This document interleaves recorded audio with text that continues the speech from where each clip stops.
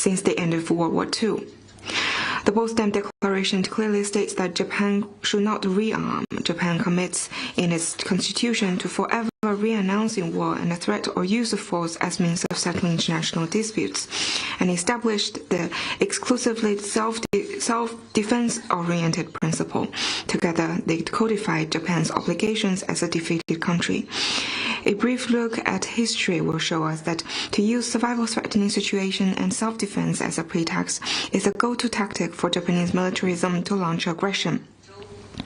In 1931, Japan called whether it could seize Manchuria as survival-threatening and used that as a pretext to carry out the September the 18th incident and invaded and occupied Northeast Asia, China. Japan later claimed that to defend the Greater East Asia co-prosperity sphere was an existential battle for Japan, enlarging its war of aggression to the entire Asia.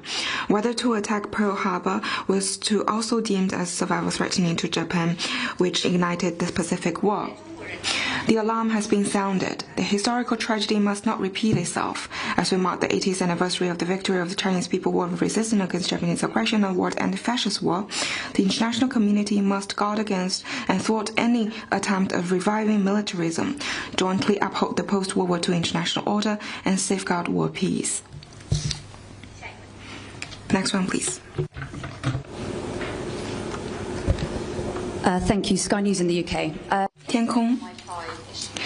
昨天，军情五处向英国的一些政治家发出了新的警告，称中国的特工正在试图收集影响英国国家安全的信息。在英国有很多的中国特工和间谍行为。近期有很多关于此话题的讨论，这对于中英关系、双边关系有什么样的影响？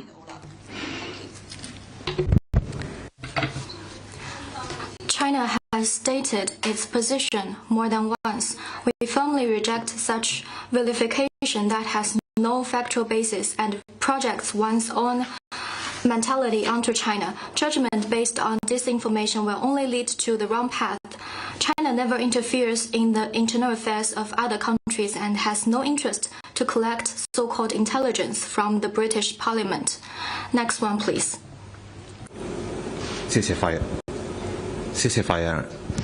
李伯忠。China Arab TV. Yesterday, Foreign Minister Wang Yi met with the Secretary General of the Arab League, Gate, and he said that the second China-Arab States Summit will be held next year. And what preparations is China making for the summit next year? Last May, President Xi attended the 10th Ministerial Conference of the China-Arab States Cooperation Forum and delivered a keynote speech and declared that China will hold the second China-Arab Summit in 2026. Yesterday, Foreign Minister Wang Yi had in-depth communication with the Secretary of Arab League. Currently, the preparation for the summit has been progressed in an orderly manner. Next one, please. CGTN 提问，当地时间。 On November the 18th local time, the 80th session of the UN General Assembly deliberated on the reform of the Security Council. The Chinese representative explicitly pointed out that Japan is totally unqualified to seek a permanent seat on the Security Council. What's your comment? According to the UN Charter, the Security Council bears primary responsibility for the maintenance of international peace and security. Japan waged a war of aggression during the Second World War, inflicting profound suffering to the people of Asia and the world. Up to now, Japan still has not fully repented for its war crimes. Some in Japan still advocate a wrong view on World War II history, pay tribute to the Yasukuni Shrine, and distort, deny, and even whitewash Japan's history of aggression. The wrongful remarks recently made by Japanese PM on Taiwan grossly interfere in China's internal affairs, trample on the international law and basic norms in international relations, and challenge the post-World War II international order. Such a country is incapable of taking up the responsibility for maintaining international peace and security and unqualified to become a permanent member of the Security Council. 法新社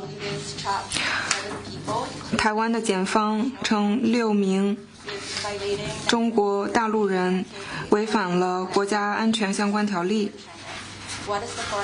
中方对此有何评论？问一下你的问题。 Could you please repeat your question?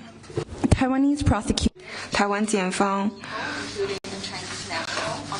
对6名人宣布了违反国家安全的罪名，其中1名是来自中国大陆，中方对此有何评论？不是一个。 This is not a diplomatic issue. Next one, please.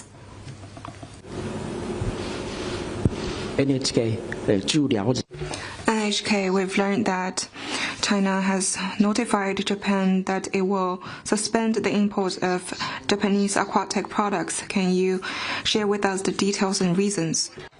As far as I know, Japan previously promised to deliver the responsibility of the aquatic products to China. This is the precondition for the export of Japanese aquatic products to China, but Japan currently did not fulfill its obligation of supervision and did not provide the basic materials. I would like to stress that recently the remarks made by the Japanese PM has triggered the outrage of Chinese people.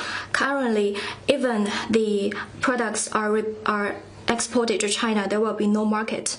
Next one, please. 日前，上海合作组 The 24th meeting of the Council of Heads of Government of Member States of the Shanghai Cooperation Organization was held in Moscow, and Premier Li Qiang attended the meeting. Could you share more information? The meeting of the Council of Heads of Government of Member States of the SCO held yesterday was a full success. Leaders of participating countries had an in-depth discussion on implementing the outcomes of the SCO summit in Tianjin, deepening cooperation in various fields, and institution building of the organization. Premier Li Qiang said that as an important player in building and reforming the global governance system, the SCO is equipped and capable of jointly implementing the global governance initiative. The SCO should focus on key areas of development and security to promote universal security and lasting peace and build an open and inclusive world economy. The SCO should achieve sustainable development by fostering the developing new drivers and promoting green and low carbon transition. China stands ready to work with all parties to further enhance the SCO's cohesion, capacity for action and influence, and continuously make the SCO better and stronger. Leaders of participating countries spoke highly of the contributions made at the SCO summit to the high-quality development of the SCO. They agreed to continue following the guidance of the Shanghai Spirit, actively promote cooperation on security, trade, finance, and connectivity, and people-to-people and cultural exchanges, among other fields, and contribute to promoting peace and development in the region and beyond, and reforming and building the global governance system. Next one, please. Regarding yesterday's 关于昨天中国和日方之间的磋商，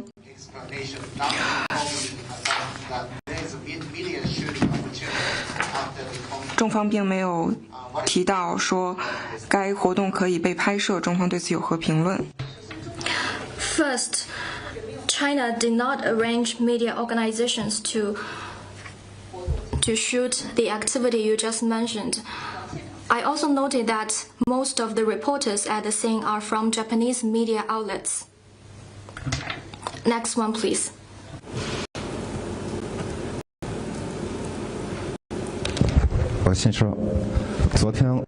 RIA Novosti. Yesterday, Russian President Vladimir Putin said that Russia will implement visa-free policy for Chinese citizens, and this will come into effect soon. What's your comment on that, and do you expect more Chinese tourists to Russia? China attaches great importance to facilitating cross-border travel between the Chinese and Russian people. China and Russia are each other's largest neighbors. Mutual visa exemption further strengthen people-to-people and cultural exchanges and serve the interest of the two peoples.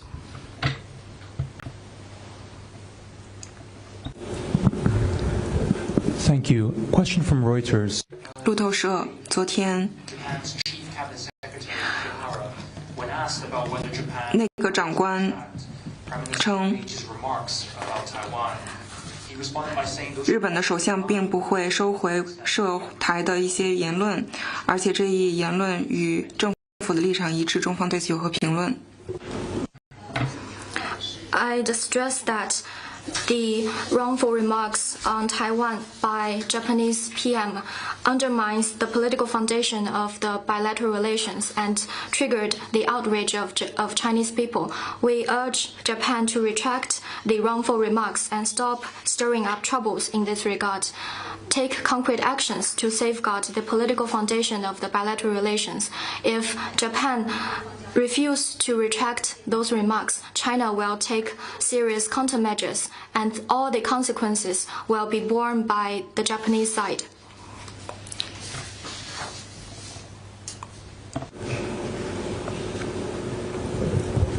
谢谢发言人彭湃。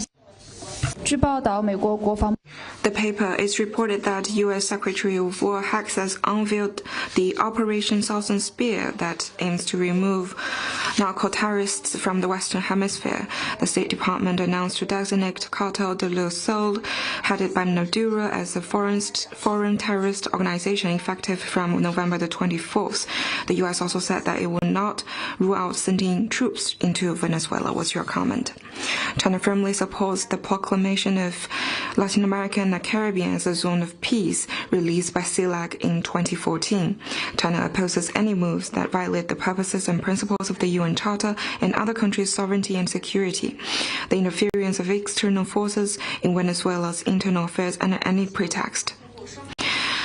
We hope the U.S. will engage in normal law enforcement and judicial cooperation through bilateral and multilateral legal frameworks and choose the course of action that is conducive to peace and security in our sea. 下一个问题。 Next one, please. Hello, Laura Baker from BBC. BBC, 我想追问，你提到了日本首相并没有收回他的，如果日本首相不收回的话，那么中方将采取反制措施，这是一个威胁吗？ I've already introduced China's position. The wrongful remarks on Taiwan by Japanese PM undermined the political foundation of the two countries, and I think Japan will respond to it. First, Japan should take back what it said and safeguard the political foundation of the two countries. Otherwise, China will take further measures.